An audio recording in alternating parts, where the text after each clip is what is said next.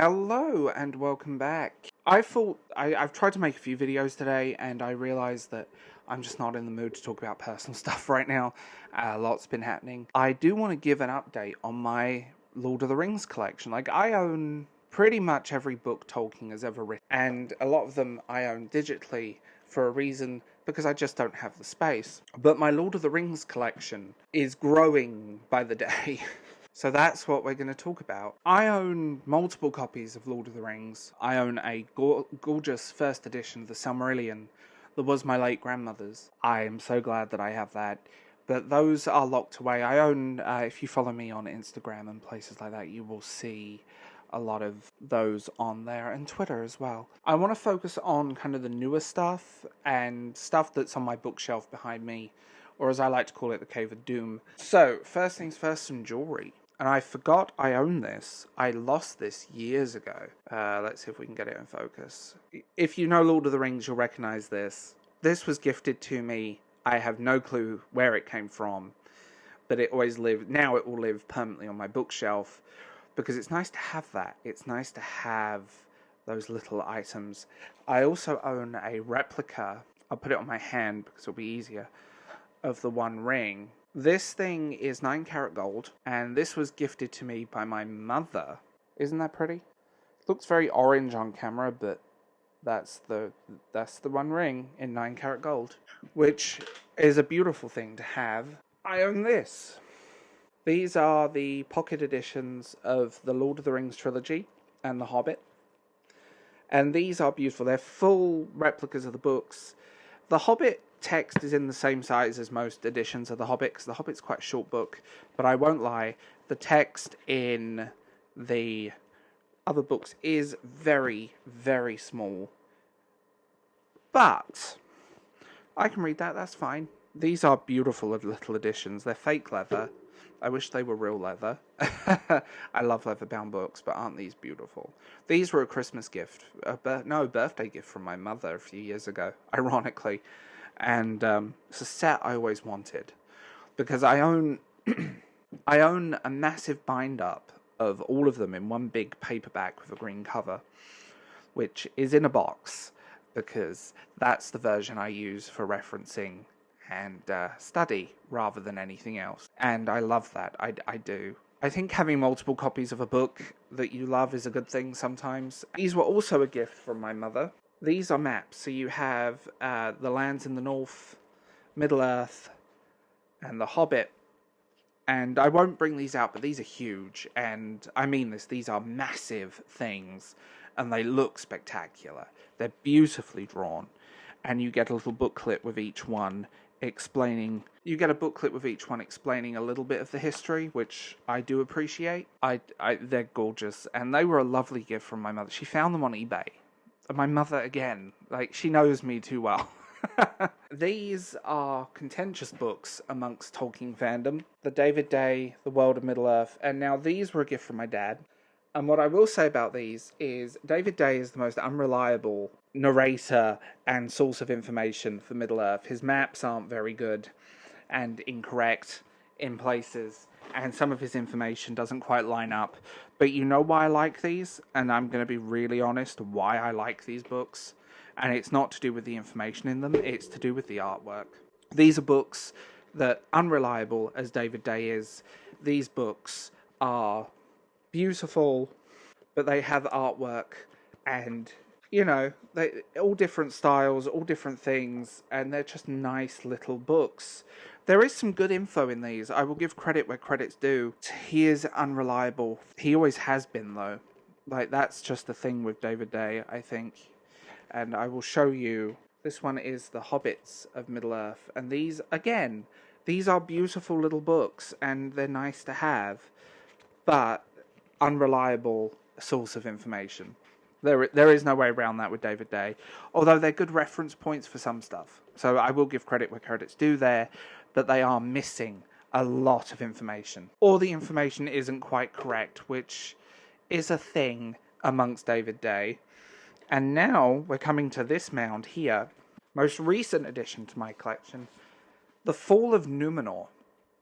The Rings of Power shills hate this book because, you know, apparently he rewrote the history, and it's like, no, he didn't. He really didn't rewrite anything. He wrote some commentary on it, but this is all present and correct from the Silmarillion and the Legendarium and many other sources, so ignore those idiots on the internet because it's safer that way. This is beautiful. Illustrated again, but this time with beautiful... I appreciate illustrations in books. I always have done. And kind of this compiles all of the Second Age into one volume, which is amazing.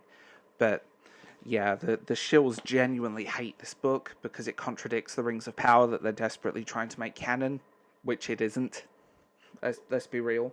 The Unfinished Tales in the same edition, again, beautifully illustrated, beautiful artwork.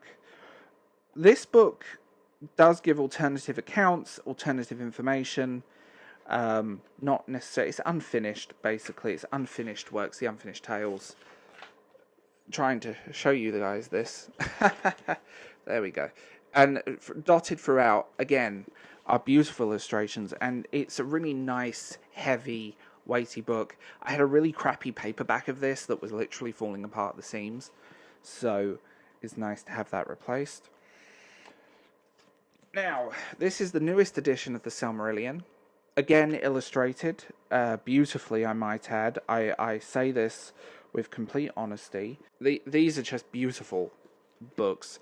Like I said, I own a first edition of the Silmarillion that was my late grandmother's, and that thing is in a box, and will stay in a box for eternity. So having a version that I can just look at, pull out on the shelf, and it's there, I adore.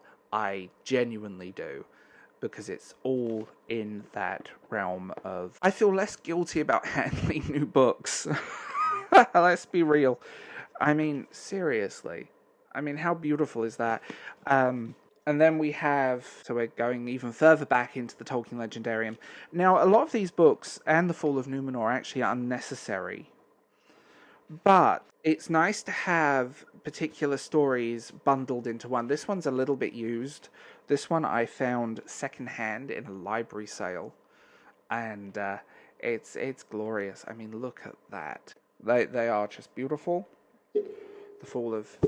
And then we have this one, which, again, is a beautiful book and really does give you insight. These books are unnecessary. There is no way around that. If you have the Silmarillion, if you have the Unfinished Tales, these books are not necessary by any means, but they are just beautiful things. And again, I like having individual volumes with the compiled information rather than anything else. And obviously, I mean, how cute is this? Is American, ironically. This is an American edition, and this was bought in San Antonio, Texas. So it's a little bit out of scale. I love having those individual volumes and those individual things presented in a way that I can just pull it off the shelf. There's the information I need.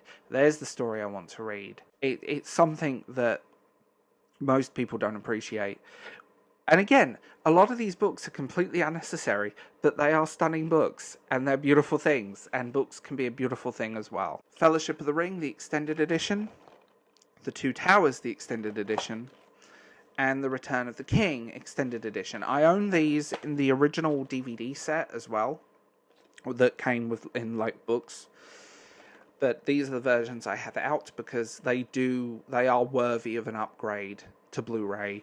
The high def versions of these are stunning, and the extended editions are the only way to watch the Lord of the Rings trilogy. But let's be honest, like, I'm an extended edition purist, including the length.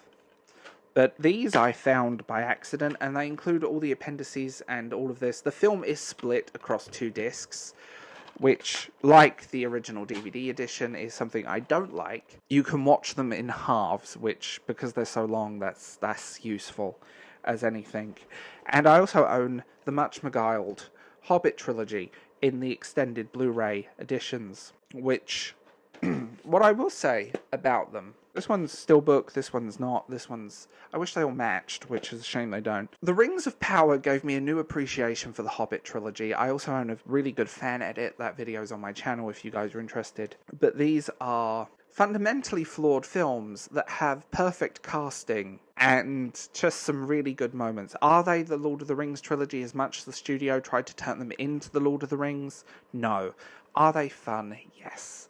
And that's what I like. They did lift a lot of stuff from other Tolkien sources and put it in these films, because you have to remember the books and the films are two separate universes, and people are trying to shoehorn in the Rings of Power into both, which is utterly ridiculous. And you can definitely tell a lot of people have never read these, let alone anything else, and if they have, they don't really have the reading comprehension to understand them. But they are, they're there, and I like having them, and I do enjoy the Hobbit movies despite their flaws. It's interesting because I've collected so much stuff, and this is just a small collection of things that I have out. I mean, I have action figures, I've got trading cards, I've got artwork, I've got art books, which weigh a ton, which I can't physically lift to show you. I also own a lot of weird and wonderful bootleg stuff, that I've collected over the years. I kind of went mad into the merchandising when I was young, and I own a lot of it.